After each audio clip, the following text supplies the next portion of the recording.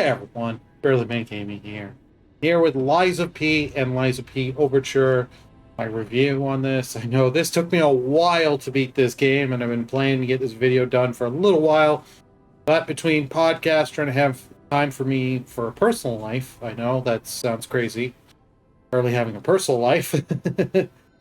But yeah, Liza P. The Soulslike, I did play this game and beat it and the DLC, but I was also on the easiest mode for difficulty. This was a lot of fun. There were hard parts for it, but overall, I think a really fun game. And playing this on PS5, that performance on the console was quite good. Like, it loads pretty quick. I do love what the loading screen is now lying. The whole thing of the lying and the puppet mechanics. It is very interesting. Graphically, this game looks really, really good. Music and sound design are very well. Story has me interested, but the story does better than some of the other Souls-likes. But this one does have multiple endings, and your actions in certain points do matter. It is nice. And I'm using the weapon that you get from the Wukong. You have Wukong save data. He has your Dragon Crest glaive. Now, if you do have that, oh my god, this really helps you. This was the gut weapon I started the game out with when I first give it to you. Really, really early on, and I just upgraded it, maxed it, and then I did end up making my own Mjolnir and the bow. The bow helped me for the DLC, but I think if you are playing the game on easy, it's not a cakewalk, but there were bosses that took me a fair amount of tries. And never that I really had to find, I had to grind. It was just getting that run. And you do feel satisfied when you do beat a boss. You're like, yeah, got this. I could do this. I could do this. I love it. You do have the Legion arm. I never use the Legion arms. You have different ones you can use and abilities, but I find overall they didn't work for my playstyle. As I'm just killing these enemies here, I'm just trying to get my Fable Arts gauge to show you, because that is such a fun and good mechanic. And there's a good amount of exploring you can do, and you will get rewarded, especially coming back, getting different keys and stuff, and exploring, which is nice. So, that's good. I wish there was maps. Like, not having maps of these areas, so I can't remember, kind of look and be like, have I been here, have I not? Because especially with me, like, I would play this game for a while, stop for a little bit, and then you come back, like, where was I? What do I do? But the base game I really, really enjoyed and felt it was fairly balanced. There were the first couple areas I feel really good, and you don't have to grind too much, and just give you a good sense of the two mechanics and get you used to fighting this playstyle. But the DLC, however, oh, you will feel the level jump. Power difference. First bosses in the first chapter area. Yeah, they took me a bit. In the end of the one for area 2, if you know, you know, the one with the flame hammer. That one took me a while. I ended up having to use the bow on it, and huge shoutouts to Blind Demon, who helped remind me with the whole grindstone. I equipped this one that temporarily enhances your guard performance. That way, you have a better chance of guarding. Now, you do get different items that you can use for throwing. I'm trying to see if I can show any here. Of throwing for different effects to do different things, like poison and stuff like that. I didn't use those too much. The ones I really did use were ones that, like, would the Fable charge, so I could recharge I did use some of these throwing objects, but I usually find I would just sell them because they're not worth too. I didn't find they did enough damage and just not worth holding on to. Especially since what you sell them for is ergo, which is how you level up your character. And there are good little websites that will show you for what level the stat point you're going to put it in, what bonus you're going to get, which is nice. So you want to plan out ahead of time. Run back. Where to save and heal. Even though I'm over leveled for this, I still, when you're playing this, you want to play cautiously. You can be rewarded for being recklessly, but be too reckless, it's going to cost you. 1 second here. Lost track of where I was going. That's okay. And the DLC for this, you don't have to beat the game to access the DLC. You can access the DLC, I think it's after Chapter 6 you can get the unlock to go back in Chapter 5 and find the path. I recommend you get way farther in the game. Get to the end of the base game, and then you can do it. Oh. Dogs here. Use the Fable art here. Love that Fable art.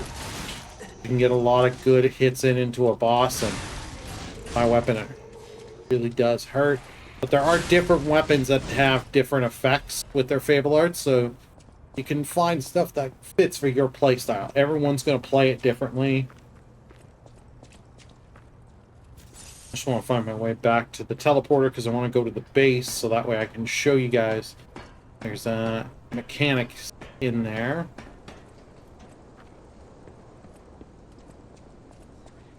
One second. Also, while I'm recording this, I'm doing this after work, and it's been a long, busy day. But it's like I have this stuff, I want to talk about this on my mind, so it's like, let's just get it done and talk about it. This would be helpful if you had a map I could pull up and be like, go this way, go that way.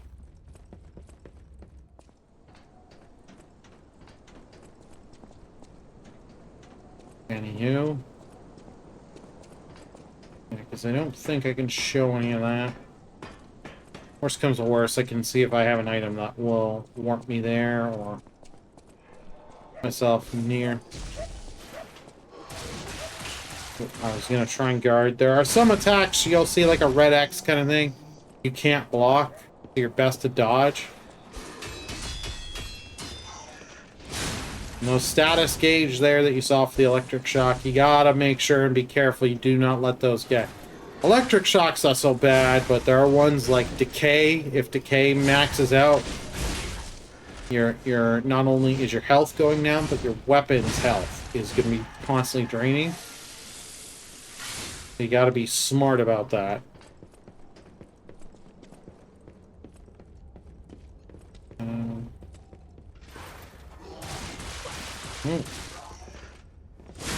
Didn't do too much damage because I've also put quite a few points into my defense and stuff like that. Also, I have like talismans and stuff like that, amulets that help with that kind of stuff. Okay, perfect. There's a warp point there.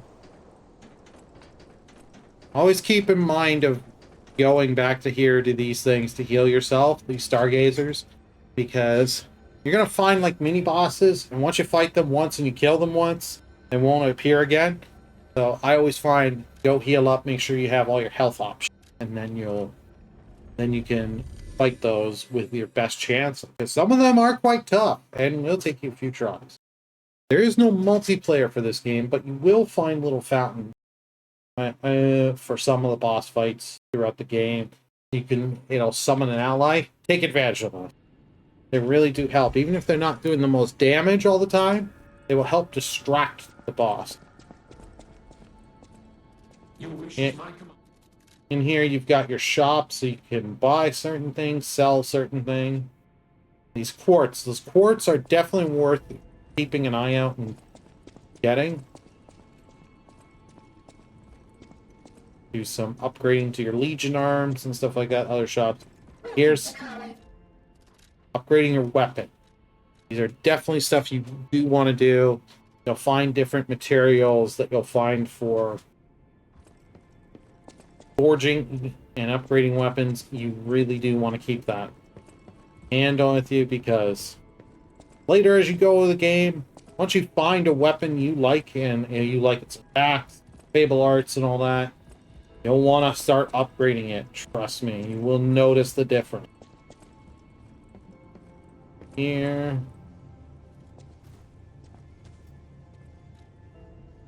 Activate the P organs. So, in here you can get you'll use the quartz and get some different upgrades. You can increase your pulse cells. Pulse cells are what you use to heal. You definitely want to get those. Amulet slots. Some other different things. I went for more fable arts and different stuff. Yeah, I think if you get to phase 5, unlock phase 5, you get a trophy for that or achievement. So you're into getting that. The achievements on this are not too hard, but you got to do multiple playthroughs, get multiple endings and stuff like that. So I'm not going to go for the platinum on this because it's just like, yeah, I like this game, but this is still not my genre I put a lot of time into. But it is a game, if you're interested into the Souls-like, now that it has difficulty options, didn't have that when it first launched, I can recommend. And if you do like it, I would consider picking up the DLC, the Overture DLC, especially if you can get it on sale, because it's a good amount of content and some fun and unique areas that I really liked in the little story it had for it. Especially the final boss, the multi-phased final boss, and story with the one character you're going throughout and finding through the DLC is pretty good. Overall, I would give this game an 8 out of 10. I easily recommend it. I do believe there are on some of the services, there is like little trials of this, so try it out. I just recommend start with the base game. If you like the base game enough, then pick up the DLC. If you're not a fan of the base game, then don't pick up the DLC. But I'd love to hear from you all in the comment section below. What did you think? Is this game you have played, have not played? What did you think? I'd love to hear from you all. And make sure you hit that thumbs up button. It really does help the video get seen by more people. If you're new here and like what you see, consider hitting that subscribe button and click that notification bell. That way you get notified when my newest videos drop. This YouTube's notification system sucks. Burlymengaming. See y'all next time. Bye, everyone!